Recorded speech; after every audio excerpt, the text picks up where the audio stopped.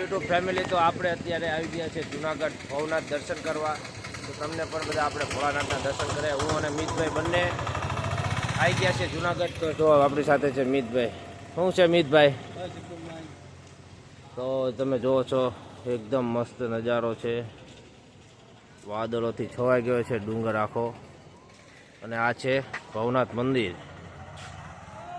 બધા મિત્રો દર્શન કરી લેજો. તો ચાલો મિત્રો, આપણે તમને દર્શન કરાવજો. અંદર વિડીયો બનાવવાનું એલાઉડ હશે તો આપણે વિડીયો બનાવશું, નહીં તો તમને અત્યારે દર્શન બહારથી જ કરાવી દઈએ છીએ. ચાલો તો મળીએ. હાલો મિતભાઈ.